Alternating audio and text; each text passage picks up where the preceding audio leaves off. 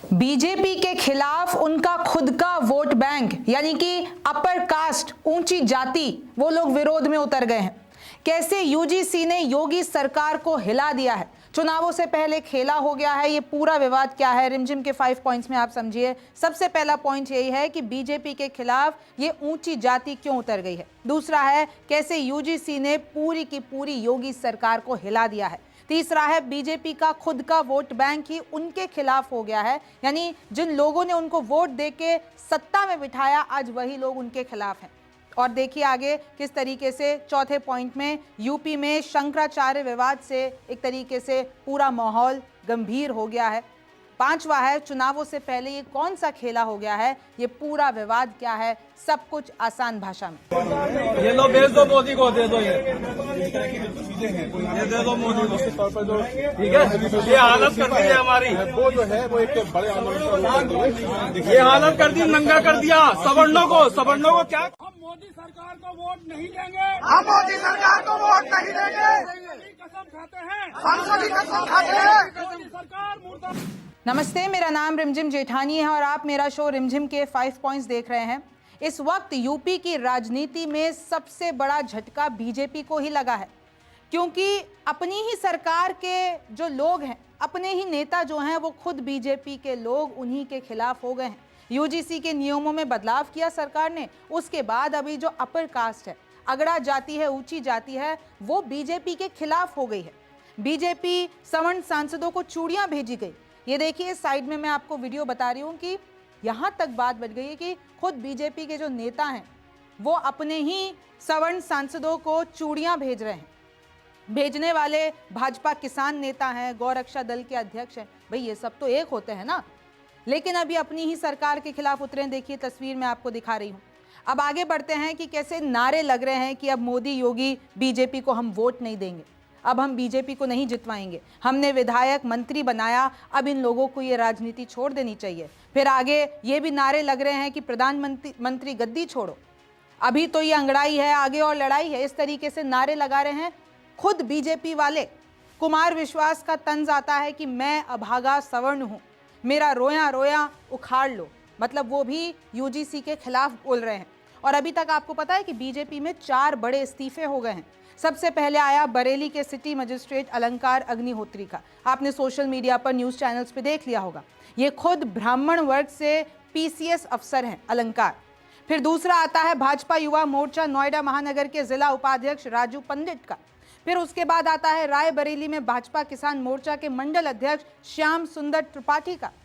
ये सब लोग अपर कास्ट के हैं और ये सब लोग अब बीजेपी के खिलाफ उतरे हुए हैं। वाराणसी में यूजीसी के विरोध में बीजेपी बूथ अध्यक्ष ने दिया इस्तीफा और ऐसे कई इस्तीफे अभी और लाइन में हैं। मतलब बीजेपी के अंदर ही इस्तीफों की लाइन लग गई है, उनका खुद का वोट बैंक उनके खिलाफ खड़ा हो गया है। देखिए किस तरीके से लेटर लिखे जा रहे हैं, किस तरीके से बताया जा रहा है कि हम यूजीसी, ये जो काला कानून है, इसके खिलाफ हैं। ये जो यूजीसी में बदलाव किए गए हैं उनको वापस लो। मैं आपको अब बताऊंगी कि यूजीसी विवाद क्या है, लेकिन आप पहले देखिए कि कैसे बीजेपी का खुद का वोट बैंक ही उनके खिलाफ हो गया है। शंकराचार्य अविमुक्तेश्वरानंद के शिष्यों की पिटाई भी एक मुद्दा हुआ, क्योंकि वो खुद ब्राह्मण हैं, वो खुद संत हैं। यूपी में संतों की पिटाई हुई और ब्राह्मणों के खिलाफ बीजेपी काम कर रही है, ऐसे आरोप लगाए जा रहे हैं। सवर्ण जाति के बच्चों के भविष्य के लिए घातक हैं यूजीसी में जो नए बदलाव हुए हैं।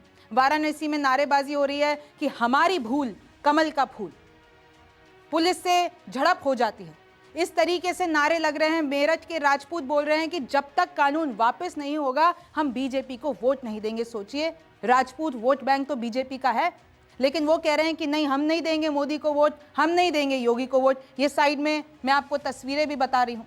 तो इस तरीके से माहौल आखिरकार क्यों बन रहा है? वाराणसी में अफसरों के वाहन रोके जा रहे हैं, जमकर नारेबाजी हो रही है। अब मैं आपको बताती हूँ कि कैसे यूजीसी ने पूरी की पूरी योगी सरकार, बीजेपी सरकार हिला दी है। तो देखिए कहानी शुरू होती है 17 दिसंबर 2012 से। इधर ये कहा गया कि यूजीसी ने जातीय भेदभाव रोकने के लिए कुछ नियम लाए। यूजीसी आपको पता है कि जितनी भी बड़ी यूनिवर्सिटीज़ होती है उनको जो कमीशन ये पूरी की पूरी होती है, जो कहीं ना कहीं परमिशन प्रदान करती है। यूजीसी का मतलब होता है विश्वविद्यालय अनुदान आयोग, यानी कि यूनिवर्सिटी ग्रांट कमीशन। इसके अंडर ही सारे कॉलेजेस और यूनिवर्सिटीज आते हैं। देश में उच्च शिक्षा की गुणवत्ता यानी क्वालिटी, समान अवसर, नियमन से जुड़ी शीर्ष संस्थान है और यूजीसी ग्रांटेड यूनिवर्सिटी है, ये सब देखते हैं। तो अब इसमें क्या हुआ, एक कानून लेकर आया गया, नियम लेकर आया गया, 2012 की बात बता रही हूँ, promotion of equity in higher education institution regulation. इसमें यह कहा गया कि भाई अगर कोई भी जाति के नाम पर भेदभाव होता है तो फिर इसकी निगरानी करनी चाहिए। जागरूकता के लिए हम ये नियम बनाते हैं। हालांकि इसमें कोई सजा अनिवार्य नहीं की गई 2012 में, लेकिन ये कहा गया कि भाई हम लोग इसकी निगरानी करेंगे, जातीय भेदभाव नहीं होना चाहिए, जो पिछड़ी जाति है, निचली जाति है, उनके साथ ऐसा नहीं होना चाहिए। ठीक है भाई। फिर उसके बाद 17 जनवरी 2016 को क्या होता है, एक केस सामने आता है। हैदराबाद सेंट्रल यूनिवर्सिटी में स्टूडेंट रोहित वेमुला, उस बच्चे ने आत्महत्या कर दी क्योंकि उसके साथ जातीय उत्पीड़न होता है। सेम केस आता है 22 मई 2019 को, जब महाराष्ट्र में एक दलित डॉक्टर पायल तडवी ने आत्महत्या कर ली कि भाई मेरे साथ जातीय पक्षपात हुआ। फिर उसके बाद देखिए 29 अगस्त 2019 को रोहित वेमुला और पायल का जो परिवार है वो सुप्रीम कोर्ट पहुंचा। उन्होंने कहा कि यूनिवर्सिटी में हमारे बच्चों के साथ, क्योंकि हम जो है पिछड़ी जाति से आते हैं, तो हमारे बच्चों के साथ भेदभाव हुआ और उन्होंने आत्महत्या कर ली। फिर उसके बाद देखिए एक स्टडी भी आई, आईआईटी की स्टडी कहती है कि वंचित जातियों के 75% छात्र कॉलेज में भेदभाव का सामना करते हैं, 75%। यानी कि ये साफ है कि उन लोगों के साथ भेदभाव होता है। 5 वर्षों में जातिगत भेदभाव की शिकायतों में 118% की वृद्धि हुई है। यानी ये आरोप लगा कि भाई जो अगड़ी जाति के बच्चे हैं वो पिछड़ी जाति के बच्चों के साथ भेदभाव कर रहे हैं, उनका उत्पीड़न कर रहे हैं। फिर क्या हुआ, आ जाते हैं जनवरी 2025 में। सीजीआई सूर्यकांत ने कहा कि भाई डेटा इकट्ठा करो और नए नियम बनाओ। अब क्योंकि ये असहनीय मामला पिछड़ी जाति के बच्चों के साथ बहुत बुरा हो रहा है, ठीक है, केंद्र तक पहुंची बात। फिर फरवरी 2025 में एक ड्राफ्ट बन जाता है। उसमें जब ड्राफ्ट बना तो उसमें कुछ तकलीफें थी, यानी कुछ कमियां थी। उस ड्राफ्ट में यह था कि ओबीसी शामिल उसमें अनिवार्य नहीं किया गया। झूठी शिकायत करने पर पहले दंड मिलता था कि अगर आपने झूठी शिकायत की है और अगर वो साबित हो जाती है तो जो जातीय भेदभाव की शिकायत लेके गया उसी को सजा मिल जाएगी। जातीय भेदभाव की कोई स्पष्ट परिभाषा नहीं थी उस ड्राफ्ट में। तो फिर उस ड्राफ्ट में कुछ चेंजेस किए गए और फाइनली 13 जनवरी 2026 को यूजीसी ने ड्राफ्ट बदला और नए नियम नोटिफाई किए। अब हम इस साल में आ चुके हैं 2026 में 13 दिन। अब तब से बवाल शुरू हुआ है। अब हर यूनिवर्सिटी में जो भी यूजीसी से मान्यता प्राप्त कॉलेज है, यूनिवर्सिटी है, उसमें ये नए नियम लागू हो गए। अब इन नए नियमों के तहत क्या क्या बदला है अब आप जान लीजिए कि भाई जातीय भेदभाव की स्पष्ट परिभाषा दे दी गई। परिभाषा में ओबीसी को भी शामिल किया गया। पहले एससी एसटी होते थे लेकिन ओबीसी का कहीं नाम नहीं था, उनको शामिल किया गया। अगर झूठी शिकायत करने पर वो जो सजा का प्रावधान था उसको हटा दिया गया कि भाई अगर ऐसी कोई झूठी शिकायत निकलती भी है तो कोई सजा नहीं होगी। कॉलेजों में इक्वल अपॉर्चुनिटी सेंटर ईओसी बनेंगे। अब ये ईओसी क्या करेंगे, एक तरीके से कमेटी बनेगी, इक्वलिटी कमेटी, यानी कि समता समिति बनानी होगी और उस कमेटी के अंदर आपको जो भी मेंबर्स होंगे वो एससी एसटी ओबीसी विकलांग महिलाएं शामिल होंगी। ये सारे लोग उस कमेटी में, यानी ये सारे जो वर्ग हैं वो उसमें होने चाहिए। भेदभाव की शिकायत जैसे ही होती है उसके 24 घंटों में बैठक होगी और उसके बाद एक्शन लिया जाएगा। और अगर नियमों का उल्लंघन करते हैं तो उस बच्चे की डिग्री छीन ली जाएगी और अगर यूनिवर्सिटी नियमों का उल्लंघन करती है तो यूजीसी की मान्यता भी रद्द की जा सकती है। ये बदलाव हो गए। लेकिन अब आप पूछेंगे ये तो अच्छे के लिए हुआ कि अगर जातीय भेदभाव हो रहा था तो सरकार ने अच्छे के लिए किया, लेकिन नहीं। अब देखिए कि विरोध क्यों हो रहा है। विरोध ये हो रहा है और लिटरली सोशल मीडिया पर यूजीसी रोल बैक के हैशटैग ट्रेंड कर रहे हैं, शेम ऑन यूजीसी कहा जा रहा है। अब ये कह रहे हैं कि भाई आपने भेदभाव की परिभाषा सवर्ण छात्रों के खिलाफ है। आपने ये कर दिया कि भेदभाव सिर्फ निचली जाति के साथ यानी कि पिछड़े वर्ग के साथ होता है। अगर कोई जनरल है, कोई अपर कास्ट का है, अगर उसके साथ भेदभाव होता है तो वो तो आपने डाला ही नहीं परिभाषा में। यानी आप ये कह रहे हैं कि जो आरोपी होगा आपने पहले ही डिसाइड कर दिया कि वो ऊंची जाति का होगा, वो अगड़ी जाति का होगा और वही जो है पिछड़ी जाति के साथ भेदभाव करेगा। सवर्ण छात्र स्वाभाविक अपराधी की तरह देखे जाएंगे। आपने नियमों में उन लोगों के लिए कोई प्रावधान नहीं रखा। अगर झूठी शिकायत अगर मैं सवर्ण हूं मेरे खिलाफ कोई खुन्नस निकालने के लिए कोई पिछड़ी जाति का मेरे खिलाफ शिकायत कर दे और झूठी शिकायत कर दे, तो उसके बाद अगर वो झूठी निकलती है तो उसको तो कोई डर ही नहीं है सामने वाले को, तो उसको तो कोई सजा ही नहीं मिलेगी। इक्विटी कमेटी में जनरल कैटेगरी का कोई मेंबर नहीं है। अब जो कमेटी बनेगी उसमें SC, ST, OBC, विकलांग, महिलाएं, लेकिन ऐसा नहीं कहा गया कि जनरल कैटेगरी का कोई मेंबर होना चाहिए। अब अगर कल को सवर्ण जाति के साथ, किसी राजपूत के साथ, जो भी हैं कॉलेज में, अगर उनके साथ कुछ होता है तो उस कमेटी में तो कोई भी नहीं है। अगर कोई पिछड़ी जाति का गलत शिकायत लेकर पहुंचता है, अगर वो रिवेंज लेने के चक्कर में पहुंचता है, तो उस कमेटी में तो कोई जनरल कैटेगरी का मेंबर ही नहीं है। तो ऑब्वियस सी बात है कि अब इन्होंने इस प्रोसेस को रिवर्स कर दिया। अब डर ये लोगों को ये है, और जो सवर्ण जाति के लोग हैं, जो अपर कास्ट के पेरेंट्स हैं, उनको ये लग रहा है कि अगर हमारे कल को बच्चों के साथ कुछ होता है तो वो तो अपनी बात पेश ही नहीं कर पाएंगे अगर वो ऊंची जाति के हैं। तो संस्थान कार्रवाई के डर से सही निर्णय नहीं ले पाएंगे। अब अगर संस्थान की बात आती है, संस्थान को यानी यूनिवर्सिटी या कॉलेज को जस्टिस करना है। अब वो कहेंगे कि अगर हमने थोड़ा भी इधर उधर किया मामला, यानी हमने थोड़ा भी किसी को सपोर्ट किया या हम न्याय करने की बात आए और सच में किसी पिछड़े जाति के आदमी की गलती निकली, तो वो सही डिसीजन नहीं ले पाएंगे, क्योंकि उनको डर है कि भाई हमारी UGC की जो परमिशन है वो कैंसिल ना हो जाए। तो इसी तरीके से देखिए विरोध हो रहा है कि आपने ये नहीं कहा कि भाई वो कमेटी में है, तो आपने तो पूरा का पूरा हटा ही दिया। अगड़ी जाति को आपने पूरा का पूरा हटा दिया और पूरी जो पावर है आपने पिछड़ी जाति को दे दी। तो अब हमारे बच्चों का क्या? ये जितने भी राजपूत, बनिए, सवर्ण, ब्राह्मण, ये पेरेंट्स पूछ रहे हैं, ये लोग पूछ रहे हैं कि हमारे बच्चे कल को अगर उनके साथ होता है तो कौन जवाबदेह होगा। तो ये पूरा मामला है, ये पूरा विरोध है। अब देखिए यूपी में एक और मामला चल रहा है इस वक्त। अभी मुक्तेश्वरानंद के अपमान में सिटी मजिस्ट्रेट अलंकार का इस्तीफा। ये जो सिटी मजिस्ट्रेट है, इन्होंने 2 कारणों से इस्तीफा दिया है। एक तो कि UGC कानून को वापस लो और आप ये नियमों में जो है स्पष्टता लाओ और सवर्ण जाति को भी कुछ रिप्रेजेंटेशन दो। और दूसरा ये है कि आप कैसे अभी मुक्तेश्वरानंद के साथ ऐसा कर सकते हैं, कैसे आप संतों की पिटाई कर सकते हैं, क्योंकि आपको भी पता है कि यूपी में माघ मेले के दिन क्या हुआ। मौनी अमावस्या से ये विवाद शुरू हुआ और उसके बाद अभी तक चल रहा है। अब अग्निहोत्री को शासन ने सस्पेंड कर दिया है, उनके खिलाफ विभागीय जांच के आदेश हैं। अभी मुक्तेश्वरानंद ने फोन पर बात भी की है और ये कहा है अग्निहोत्री को कि पूरा सनातनी समाज आपसे प्रसन्न है। मैं आपको साइड में तस्वीरें भी बता रही हूँ। जो पद सरकार ने दिया है उससे बड़ा पद हम आपको देंगे, और धर्म की राह पर, धर्म के क्षेत्र में।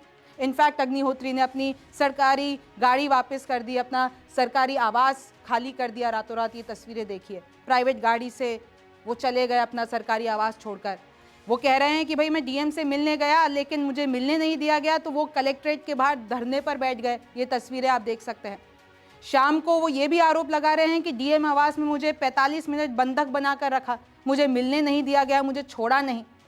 हालांकि वहाँ के जो ADM है वो ये कह रहे हैं कि देखिए ऐसा कुछ नहीं हुआ, सिटी मजिस्ट्रेट के बंधक बनाने के आरोप गलत हैं। अब इस्तीफा वापस नहीं लूंगा, ये अग्निहोत्री का कहना है। सरकार से मेरा मोह भंग हो गया है, ये अग्निहोत्री का कहना है। अग्निहोत्री आगे कहते हैं कि सरकार ब्राह्मणों के खिलाफ काम कर रही है, सरकार डिवाइड एंड रूल नीति पर चल रही है। उन्होंने पत्र में लिखा है, अपने इस्तीफे पत्र में, विदेशी जनता पार्टी बन गई है, यह भारतीय जनता पार्टी नहीं रही। ब्राह्मण सांसदों ने क्या घुंघरू पहन रखा है, हालात सिविल वॉर जैसे हो गए हैं और आगे की पीढ़ियां आपको माफ नहीं करेगी। देखिए इस तरीके से उनके बाइट सामने आ रहे हैं कि मुझे गालियां दी जा रही है कि पंडित पागल हो गया है। आप सुनिए ये बाइट, किस तरीके से ये धरने पर बैठ गए हैं, ये बाइट सुनिए। कल रात को किस व्यक्ति का कॉल आया था जिलाधिकारी महोदय के फोन पे, जिसमें पूरे बोल रहा था पंडित पागल हो गया है। कौन सी विचारधारा का ब्राह्मण विचारधारा है? पंडित जो आपसे पंडित के नाम से जो गाली दे रहा है, ऐसी कौन सा विचारधारा व्यक्ति जिसने कॉल किया था? जो उत्तर प्रदेश सरकार में ब्राह्मण विरोधी अभियान चल रहा है, ब्राह्मणों को चुन चुनकर उन पे अत्याचार किए जा रहे हैं। कहीं जेल में डिप्टी जेलर ब्राह्मण को मार दे रहा है, कहीं किसी थाने में विकलांग ब्राह्मण को पीट पीट के मार दिया जा रहा है। अभी हाल ही की जो 2 हफ्ते के अंदर जो घटनाएं हुई, जिसमें कि माघ मेले में मौनी अमावस्या के दिन हमारे शंकराचार्य जी ज्योतिर्मठ के अभी मुक्तेश्वरानंद जी महाराज वहां पर स्नान के लिए गए, तो उनके शिष्यों के साथ बूढ़े बूढ़े सन्यासियों के साथ आप सोचिए पैरों से, लात से, जूते से मारा गया है। चोटी जो ब्राह्मण समाज की गरिमा, अस्मिता और सांस्कृतिक प्रतीक है, उसको चोटी से घसीट के आप देखिए कैसे जमीन में घसीट के प्रशासनिक लोग मार रहे हैं। जब प्रशासन के लोग ऐसे मारेंगे तो क्या बाहर के जो अन्य वर्ग के व्यक्ति हैं, क्या आप मैसेज देना चाहते हैं कि जब वो प्रशासन के लोग ऐसे मारे तो वहां तो नरसंहार होगा? आप क्या चाहते हैं, ब्राह्मणों का नरसंहार कराना चाहते हैं? दूसरा विषय, जो अभी जो केंद्र सरकार का जो रेगुलेशन आया है 2026 13 जनवरी को जो भारत सरकार का गजट रिलीज हुआ है, उसमें आपने सामान्य वर्ग के अभ्यर्थी जो यूनिवर्सिटी में पढ़ रहे हैं उसको स्वघोषित अपराधी मान लिया।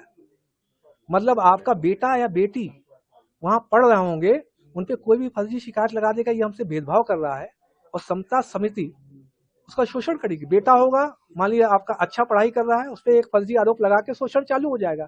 बेटी होगी, एक फर्जी आरोप लगाया जाएगा, समता समिति खुद ही उनका शारीरिक शोषण करेगी। आपके बेटे और बेटी आत्महत्या के लिए मजबूर होंगे। सबसे बड़ी दुर्दशा का कारण यह है कि हमारे समाज के जो, हमारे ब्राह्मण समाज के जो MP MLA हैं, वो बिल्कुल मूक दर्शक बनकर बैठ गए हैं। उनके मुंह से कुछ निकल ही नहीं रहा है। क्या वो चाहते हैं कि समाज में बेटे बेटियों, बहू बेटियों का रेप होगा तब भी कुछ नहीं बोलेंगे? क्या वो कॉर्पोरेट कंपनी के जो एक एम्प्लॉय के तौर पे काम कर रहे हैं, जिसमें कि जब कॉर्पोरेट कंपनी के CEO बोलेंगे कि हाथ राइट वाला हिलाओ तब राइट वाला हिलाएंगे, लेफ्ट वाला हिलाओ लेफ्ट वाला हिलाएंगे? अब देखिए चुनावों में कैसा खेला हो सकता है। उत्तर प्रदेश में 2027 में विधानसभा चुनाव होने वाले हैं। 403 सीटें होती है, 202 का बहुमत होता है और इस वक्त बीजेपी सत्ता में कायम है।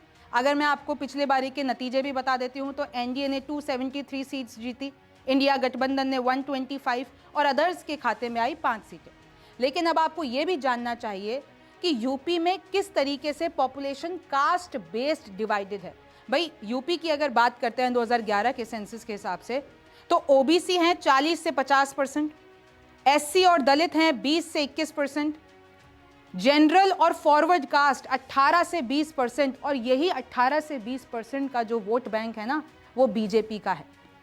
मुस्लिम्स हैं 19%, और आपको पता है कि अक्सर मुस्लिम्स जो हैं ये कहा जाता है कि वो विपक्ष के साथ जाते हैं, एसपी के साथ जाते हैं, समाजवादी पार्टी के साथ जाते हैं। तो अगर हम 2022 का भी वोटिंग का ट्रेंड देखते हैं तो जायज़ सी बात है कि जितनी भी अपर कास्ट है, ब्राह्मण, राजपूत, बनिया, ठाकुर, इन सब ने बीजेपी या एनडीए को, यानी कि एनडीए अलायंस को वोट दिया। मुस्लिम्स ने एसपी ब्लॉक को दिया, यादव ओबीसी ने एसपी और उनकी अलायंस को दिया, नॉन यादव ओबीसी थोड़ा सा बटे हुए दिखे, कुछ एनडीए की तरफ, कुछ इंडिया गठबंधन की तरफ, और जो दलित हैं उनमें भी थोड़ा सा बीएसपी फैक्टर प्ले करती है, फिर एसपी आ जाती है, थोड़ा बीजेपी शेयर ले गई। तो अब ऐसा है कि जब खुद का वोट बैंक ही बीजेपी के खिलाफ हो गया है तो अब चुनावों में बीजेपी क्या करेगी? क्योंकि साफ बात है यहां पर उनका पूरा का पूरा ये जो 20% मैंने आपको बताया है, ये पूरा का पूरा इस वक्त नाराज है, इस्तीफे चल रहे हैं और योगी सरकार पर आरोप लग रहे हैं। इस पर आप क्या कहते हैं मुझे कमेंट सेक्शन में जरूर बताइए। मेरा नाम रिमझिम जेठानी है, आपसे फिर मुलाकात होगी।